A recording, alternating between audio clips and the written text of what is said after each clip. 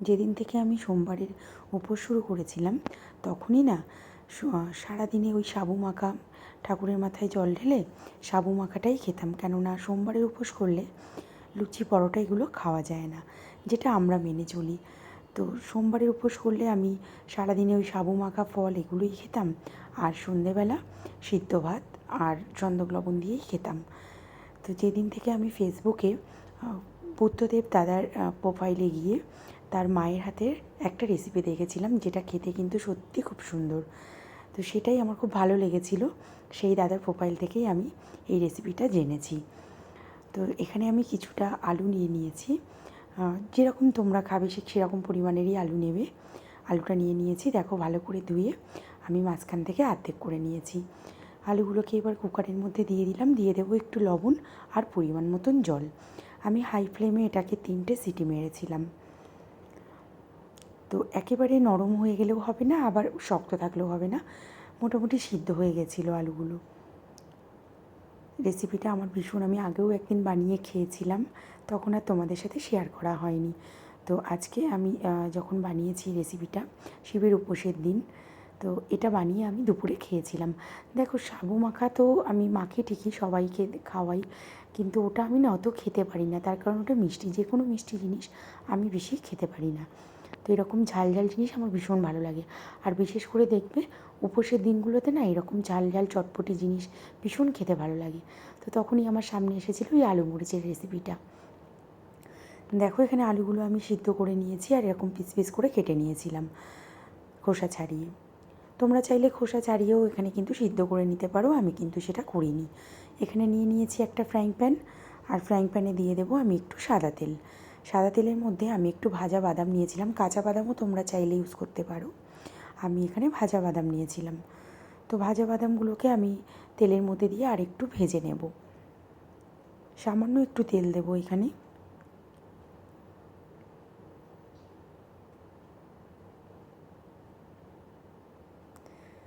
ওই জেঠিমা না অনেক রেসিপি বানিয়ে তার ছেলেকে খাওয়ায়, যে দাদার নাম বললাম, কিন্তু তার মধ্যে এই রেসিপিটা আমার একটু খুব ভালো লেগেছিলো। বিশেষ করে এটা নিরামিষ আর উপবাসের জন্য ভীষণই একটা ভালো রেসিপি। ওই দাদাভাইও দেখেছি আমি, যেদিন উনি নিরামিষ খান সেদিন এইটা, বা উপবাসের দিন এই রেসিপিটা বানিয়ে ওই দাদাকে আমি খেতে দেখেছি। তখনই আমার মনে মনে ইচ্ছা হয়েছিল রেসিপিটা আমি শেয়ার করব। তো দেখো প্রথমে আগে নিজে খেয়ে দেখেছি, তারপরেই কিন্তু আমি এটা বানিয়ে তোমাদের সঙ্গে শেয়ার করছি। তো এখানে দেখো বাদামগুলোকে আমি হালকা ভেজে নেব, লাল লাল করব একটু। যেহেতু কেনা ভাজাগুলো না অতটা লাল থাকে না, এই জন্য আমি একটু কড়াইতে ভেজে নিলাম। তো দেখো বাদামগুলো এখানে আমার লাল লাল করে ভেজে নেওয়া হয়ে গেছে, এটাকে আমি সরিয়ে রাখবো। এবার আমি কড়াইতে দিয়ে দেবো সামান্য একটু ঘি।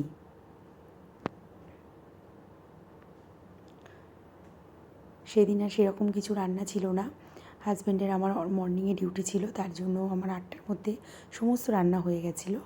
তারপর আমি পুজো দিয়ে চলে এসেছিলাম আমার জন্য এই নিরামিষ রান্নাটা করতে। দুপুরবেলা আমি কিন্তু সাবু মাখা খেয়েছিলাম অল্প করে, আর এটা না হাজব্যান্ড যেহেতু সকাল সকাল চলে এসেছিলো সেদিন, আর বাড়ির সবাই মিলে এই সন্ধেবেলা এটাই কিন্তু আমি টিফিন করেছিলাম। নিজের জন্য হয়ে গেছিলো আর সবাই খেয়েছিল। এটা খেতে কিন্তু ভীষণ ভালো লেগেছিলো। তো দেখো ঘিটা গরম হলে আমি এখানে আলুগুলোকে দিয়ে দিলাম। রেসিপিটা কিন্তু একদমই সিম্পল, কিন্তু ভীষণ টেস্টি। জানি না তোমাদের কেমন লাগবে, কিন্তু আমার ভীষণ ভালো লেগেছে। তোমরা চাইলে এটা যে নিরামিষের দিনই খেতে হবে এমন কোনো কথা নেই, তোমরা চাইলে যে কোনো দিন কিন্তু টিফিনে এটা বানিয়ে ফেলতে পারো। আর একটা কথা, এটা কিন্তু ঠান্ডা ঠান্ডা খেতে একদমই ভালো লাগবে না, গরম গরমই কিন্তু এটাকে সার্ভ করতে হবে। দিয়ে দিলাম একটু গোলমরিচ, আর সিদ্ধ করার সময় যেহেতু একটু লবণ দিয়েছিলাম, এখন আমি কিন্তু একটু বিট লবণও এখানে ইউজ করব টেস্টের জন্য। তো দেখো এখানে আমি দিয়ে দিলাম গোলমরিচ, একটু জিরের গুঁড়ো আমি দিয়ে দিচ্ছি এখানে, ভাজা জিরে। এটা কিন্তু কেনা নয়, এটা বাড়িতেই আমি ভেজে রেখেছিলাম। দিয়ে একটু ভাজা ভাজা করব, যতটা সম্ভব এটাকে ভাজবে। সেদ্ধ আলু তো ওরকম, এটা তো অতটা ডুবো তেলে আমরা ভাজছি না, জাস্ট একটু ঘিতে হচ্ছে, তার জন্য কিন্তু সেরকম লাল এটা হবে না। তোমরা যদি মনে করো একটু বেশি সাদা তেল আর ঘি দিয়ে করবে, বেশি করে ভাজবে, সেটাও তোমরা করতে পারো। আমি সেরকম বেশি ঘি বা তেল কোনোটাই ইউজ করব না, তার জন্যই আমি এখানে কম তেলে কম ঘিয়ে করেছি। দেখো এখানে আমি একটু বিট লবণ দিয়ে দিলাম টেস্টের জন্য, আর দিয়ে দেবো একটু কোচানো কাঁচা লঙ্কা।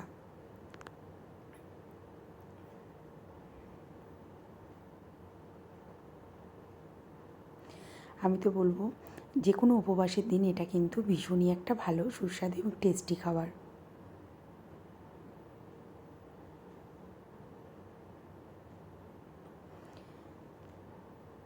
এইভাবে নাড়াচাড়া করে নেব। আগে যেদিন আমি বানিয়েছিলাম সেদিন কিন্তু আমার কোনো উপোস ছিল না। দেখো আমি নামানোর আগে আরেকটু কিন্তু ঘি এখানে অ্যাড করছি। সেদিন আমি এমনিই আমার ইচ্ছা হয়েছিল, তাই আমি এটা বানিয়েছিলাম।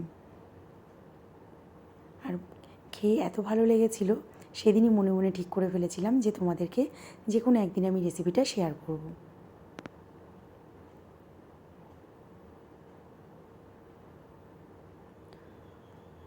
তো দেখো আরও একটু নাড়াচাড়া করে নেব আমি। আর এই কোচানো কাঁচা লঙ্কাগুলো আমি এখানে দিয়ে দেবো। তোমরা চাইলে আগে থেকেই দিতে পারো, কিন্তু কাঁচা লঙ্কার যে স্মেলটা সেটা এখানে খুব ভালো লাগবে খেতে। তার জন্যই আমি ঠিক নামানোর আগের মুহূর্তে কাঁচা লঙ্কাটা দিয়েছি, যাতে একটা সুন্দর গন্ধ আসবে। বাদামটাও এখানে অ্যাড করে দিলাম। এবার একটু হালকা নাড়াচাড়া করলেই কিন্তু রেডি হয়ে যাবে আমাদের আলু মরিচ।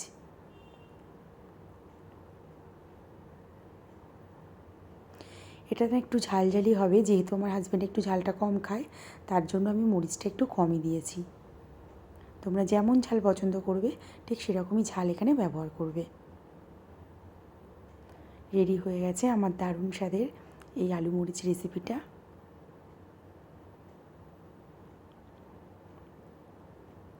এবার আমি গ্যাসের ফ্লেমটাকে বন্ধ করে দিয়ে এটাকে নামিয়ে নেব। এটা কিন্তু মিডিয়াম ফ্লেমেই করতে হবে, হাই ফ্লেমে তোমরা কখনোই করবে না। মিডিয়াম ফ্লেমেই কিন্তু এটা রেডি করবে।